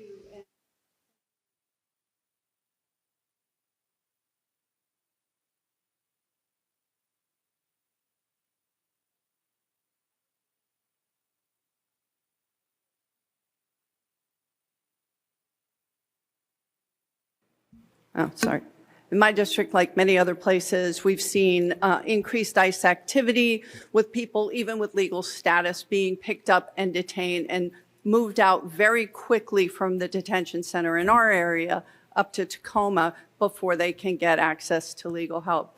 Now, ICE is saying they're picking up criminals, but they are not. They're picking up people caught in a broken immigration system that is purposely broken by Republicans who want to wage war on immigrants. So I represent Newport, Oregon. So it's a community of just over 10,000 people. We rely on hospitality and fishing. We are right ahead of the Dungeness crab season, which is the most dangerous job in the United States. And off the coast, after an hour in the water, whether you have a life preserver or not, it is a body recovery and not a rescue. They moved our rescue helicopter, directed by DHS, 40 minutes south, right before Dungeness crab season, which will result in deaths of our fishermen. We have a fish processing center. We have hotels. We have elder care that have help wanted because our immigrants are afraid to go to work. Now, we can't get answers on this helicopter, but in 2 community meetings, 10% of Newport showed up. And this is everyone from immigration activists to the fishermen's wives, from Republicans to Democrats to say no. They are trying to rent 200 hotel rooms, which would kill our tourism industry. The fact of the matter is Newport's saying no, and we know there'll be retaliation. What I would like to ask Ms. Voigt, for many of you, is one, what tools do we have to fight back? I mean, you don't want to mess with fishermen's wives. I'm just telling you. And we are protecting our community members and our immigrants who cannot stand up. But what tools do we have to hold the administration accountable for this egregious behavior? And what have you seen work in other communities? Yeah, thank you. I think congressional oversight is more key now than ever, especially in the detention context. ICE is operating in a black box, and even though sometimes you all are getting refused entry, it can feel futile. Sometimes you are getting into those facilities, and either way, you are bringing attention to the fact that there is no transparency with this agency. Overall, I would say also empowering your constituents, making sure they know their rights in these situations, making sure they know what they can do to push back is vitally important. Thank you so much, Ms. Hoyle. Now I recognize Mr. Menendez from New Jersey. Thank you, Ranking Member Jayapal. In the Ranking Member's opening statement, she mentioned an arrest of one of our colleagues, LaMonica McIver. I was there that day with our other colleague, Congressman Watson Coleman, at Delaney Hall, a newly opened detention center in Newark, New Jersey, one of the most diverse cities in the entire country. And what we saw that day was very early on in this administration that ICE and DHS were going to operate without any weight of restriction or without abidance by standards and law, because they took 20 armed guards to go arrest the mayor of Newark. And what happened after that was an assault on 2 female members of Congress. So if that was happening outside with cameras to members of Congress, what's happening inside every single detention center across the country? That is what the American people should be asking themselves. That is why we have demanded our oversight abilities be reinstated. Because, Ms. Pierre, how, as difficult of a situation is, does it not provide you some level of comfort knowing that your member of Congress at any time that they want can go into that facility and visit your husband? I think one of the Congress members mentioned it was, or maybe all of you all, it was very difficult to get a visit to see people like Rodney. I remember Senator Warnock's office. Some of his folks tried to go see Rodney, and they were successful. However, the staff was very strategic. They made sure his visit was only 3 minutes. There was a guard there. He couldn't speak. He couldn't show them his prosthetics. They're very strategic to make sure it's very difficult. But it is frustrating that our elected officials are not available to see constituents like Rodney, and it's very hard on families like mine. You guys are the voices for us. You guys speak up, you guys stand up for us. But then when you guys can't actually visually see and go into these places, it makes me wonder, like, oh my God, What America is this? What kind of country is this that representatives can't go see their constituents? They can't be the eyes and ears of what's happening in all these privately run detention centers. Ms. Voigt, in your 20 plus years of doing immigration law, have you ever seen such a deep infringement on the ability of counsel and family members to visit detained individuals? No, this feels truly unprecedented, especially with the scale of detention right now. Not just unprecedented, but in your years of doing this, could you have even imagined that this would be the situation we would find ourselves in 2025? No, in fact, almost on a daily basis, I'm like, this must be the last worst thing that can happen or that can be done. And every day I'm surprised by a new atrocity. And I appreciate all of your advocacy. I appreciate the ranking member for her years of leadership on this issue. We will continue the work. We will be advocates for all of you. And with that, I yield back. Excellent questions. Thank you so much, Mr. Menendez. Ms. Ross from North Carolina. Yeah, thank you very much to all the witnesses. I especially want to thank the ranking member. We are both on the Immigration Subcommittee of Judiciary. 0 hearings on these kinds of things. We are simply derelict in our duty, and the ranking member has brought these issues to light in a way that Congress should be acting. Last month, a woman from my district, Fatima Velasquez Antonio, was detained by CBP while working at an HVAC job site. She came to the country as a teenager and has a pending asylum claim. This has been all over the news. And CPB has come and done these major sweeps in North Carolina, which I know Ms. Owings has talked about. She was denied the chance to post bond and be released to her family because the Trump administration has forbidden immigration judges from granting bond, even when there's no criminal history. Immigration judges used to be able to choose to grant bond to immigrants with ongoing cases if they were not a danger or a flight risk. Just to let you know, Fatima has purchased a home, so I don't think she's a flight risk.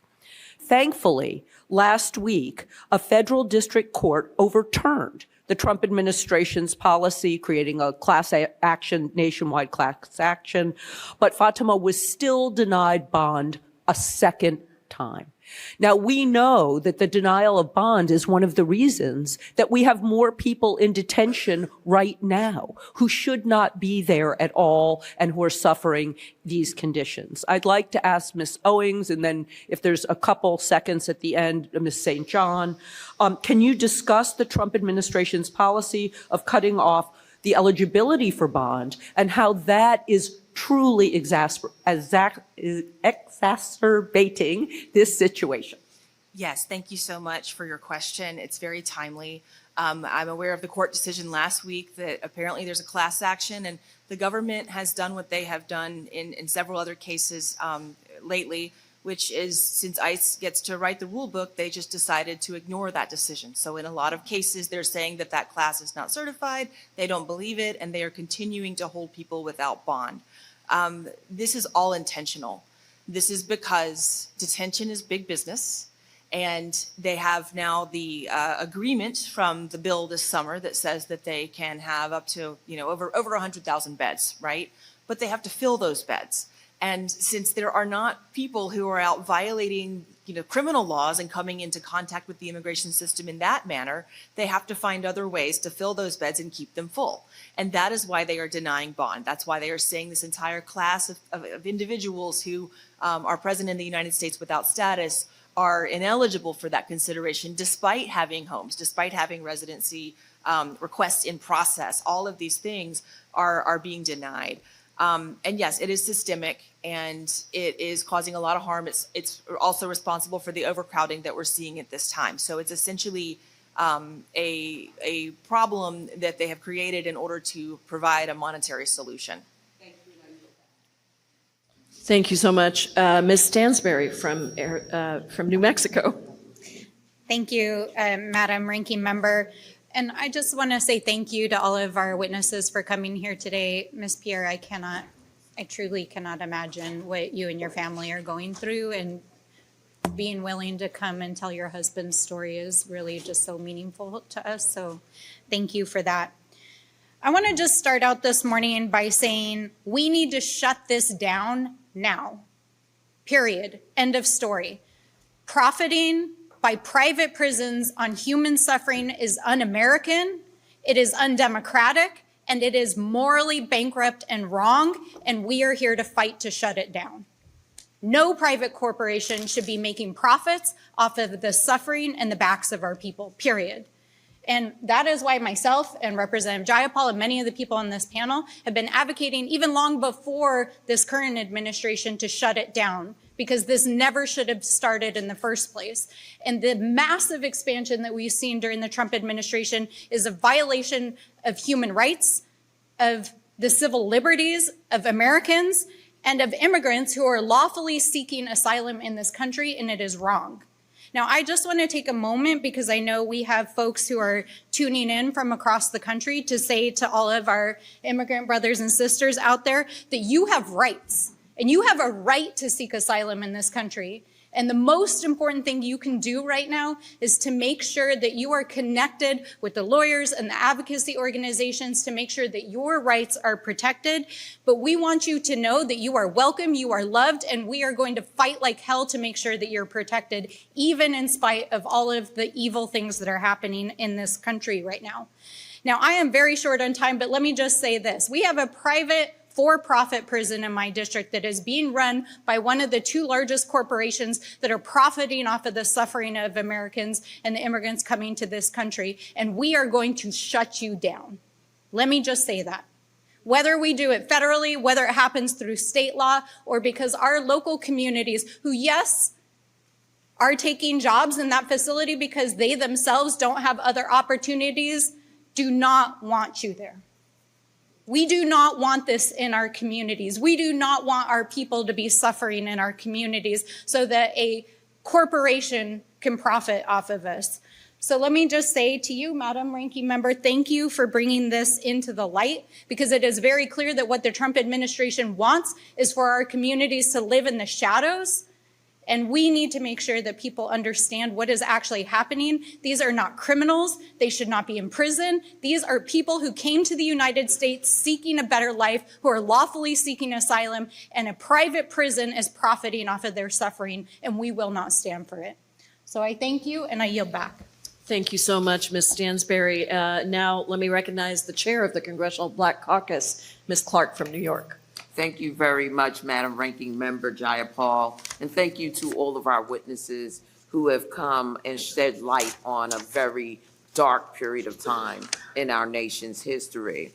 We are examining a detention system that has become deadly, unregulated, increasingly hostile to the most vulnerable, especially Black immigrants, who are detained at disproportionate rates and face harsher treatment once inside.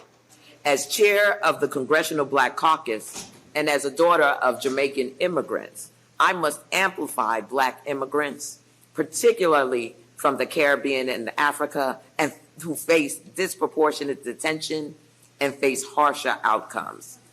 Cases like Mr. Rodney Taylor's, a double amputee from Liberia, are not anomalies, rather reflect a broader and deeper troubling pattern.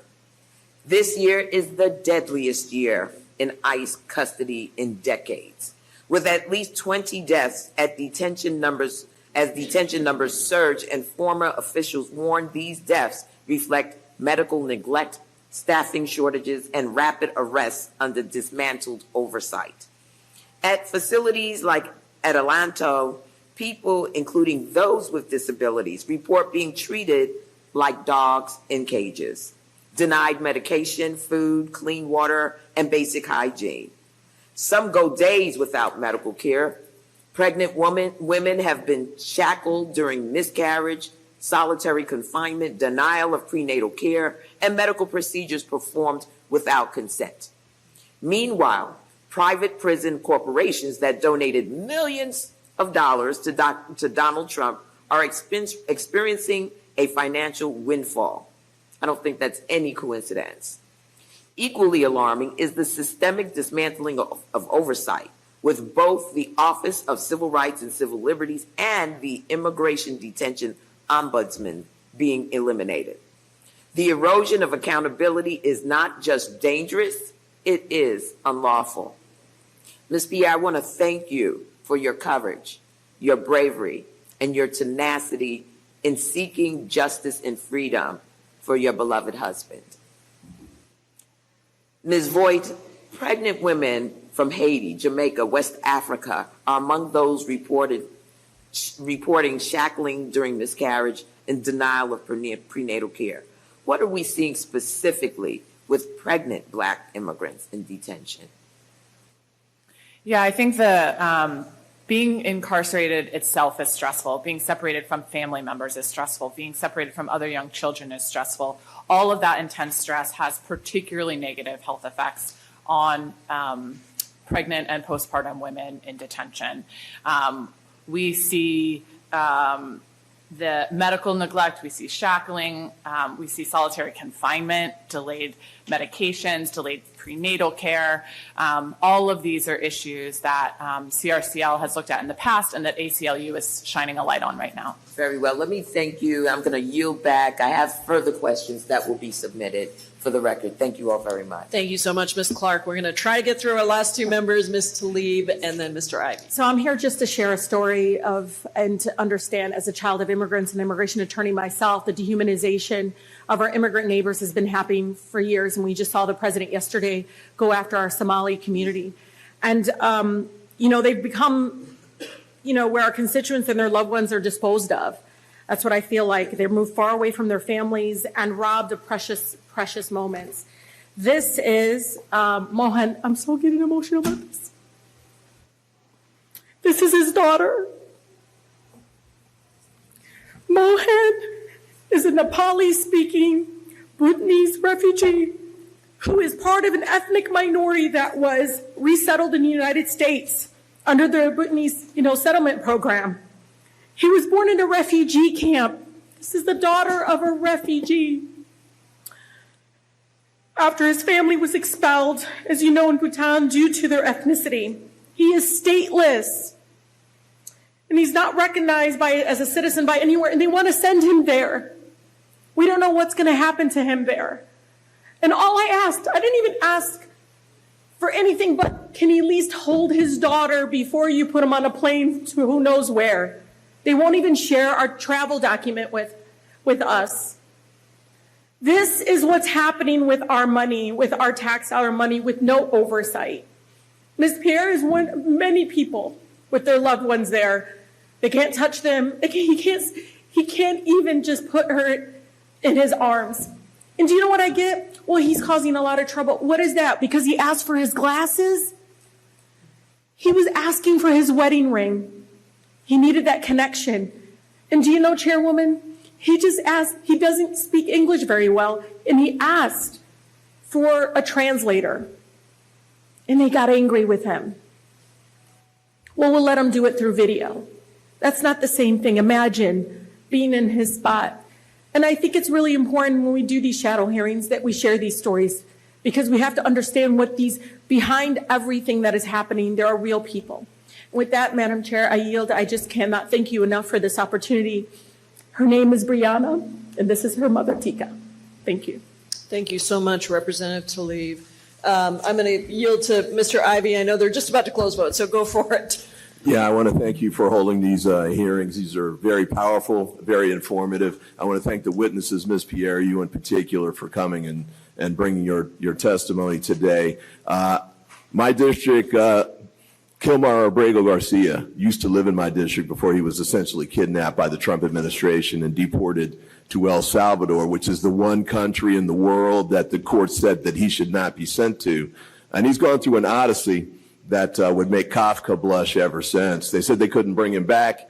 And even though the Supreme Court had basically said you need to bring him back so he can have his due process, they brought him back under the pretense of having charged him with criminal offenses that seemed to be falling apart in Tennessee.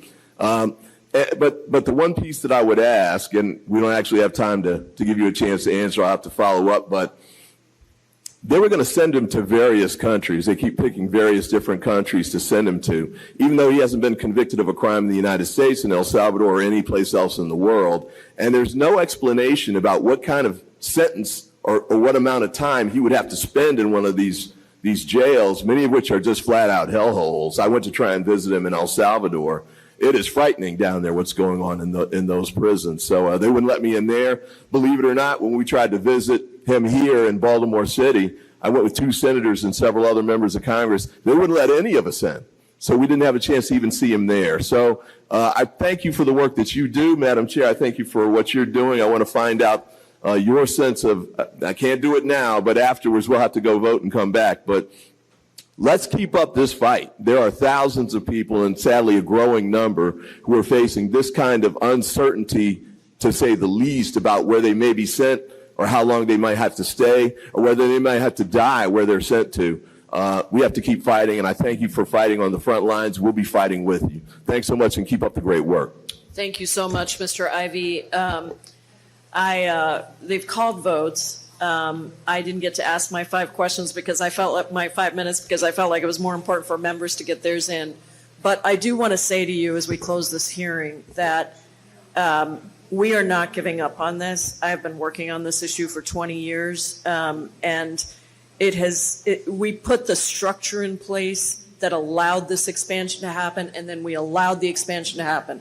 And we even passed laws on the floor of the House that made it worse, that took away any need for conviction in order for somebody to be deported. And everything that this administration is doing is trying to keep it in the shadows, keeping members of Congress out, sending people to third countries, doing all of the things that they are doing because they hope that people will not pay attention. But here's the thing. People are paying attention.